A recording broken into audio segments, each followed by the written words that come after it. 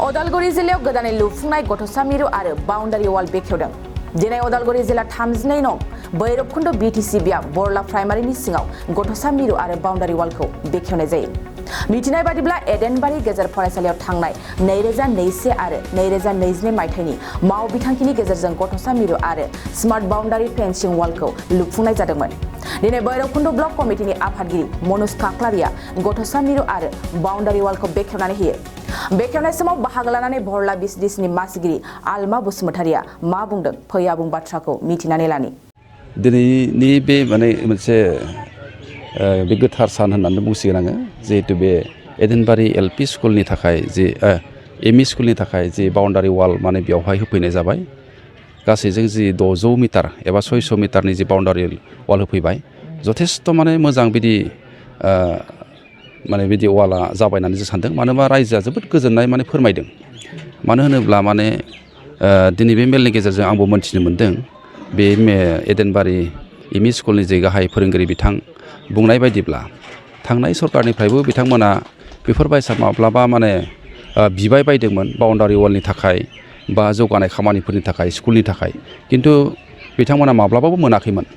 नाथाय दिनै जोंनि इउपिपिएल सरकार फैनाय लोगो लोगो एबा गबिन्द सारनि दैदेननायाव जोंनि बे ओनसोलावहाय गोबां जौगानाय खामानिफ्रा जाबाय। बेजों लोगोसे दिनै एदेनबारि बे एमइ स्कुलावबो बे बाउन्डारि वाला जाफुंना फैबाय।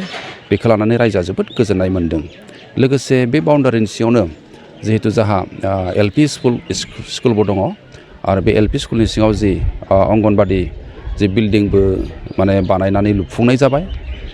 बेजोंबो दिनै बे ओनसोलनि गथ'फ्रा जथेस्थ' माने सुबिदाफोरखौ मोनसिगोन आरो फोरोंनायाव जोंनि फोरोंगिरिफ्राबो बे सुबिदाखौ मोनगोन होननानै जों आसा खालामदों।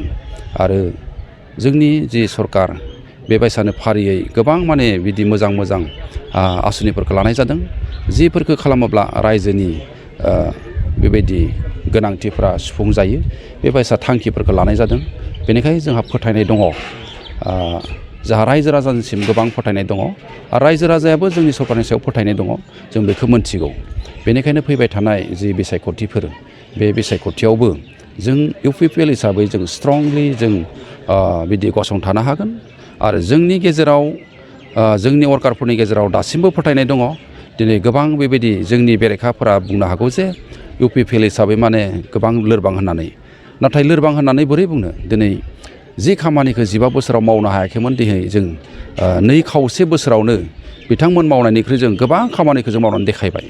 दिनै नायनो थाङोब्ला जोंनि गामि ओनसोलफोराव बिदि गाज्रि लामानि अनजिमाया जोबोद खमसो दंसै।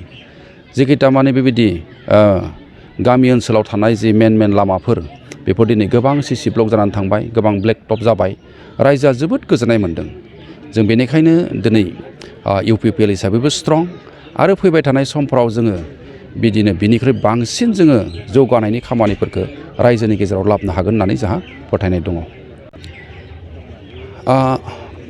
रायजो राजाफोरनिसिम बेनो जेब्लाबो आं खावलायो जे सोरबा दैदेनगिरिया बिदि बाउन्डारि वालानो हक बा माब्लाबा बिल्डिं न'आनो हक, रायजोनि बिनाय बायसा जों मावनानै गालांगोन।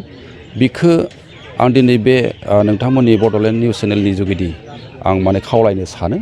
जेखिथा लुखांजाबाय, जेखिथा बनायखांबाय, बिखौ बे ओनसोलनि रायजो राजायानो बिखौ मोजाङै लाखिनायनि बिबानखौ बिथांमोना लानाया मोजां। मानो होनब्ला बेफोर गासैबो अनुस्थाना रायजोनि अनुस्थान जानानै थायो। रायजोनि मोनसे सम्पति हिसाबै बिथांमोना गनायनानै बेखौ मोजाङै बाहायनांगोन। माब्लाबा एसे एला माने गाज्रि जागोन, बेखौ माने रिपेयारिं खालामनांगोन। बेबायसा खालामोब्लासो जोंनि जिथु सम्पतिफोर बेफोरो माने मोजाङै माने बाहायजागोन होननानै आं फोथायो। बेनिखायनो आंनिफ्रायबो माने गुरै खावलायनाय रायजो राजाफोरनिसिम बे जाहाथे बेफोरबायसा सम्पतिखौ लाखिनायाव जे नोजोर होयो, बेनो आंनि खावलायनाय थाबाय। हामबाय होनदों नोंथांमोननि बे चेनेलखौ गिबियावनो।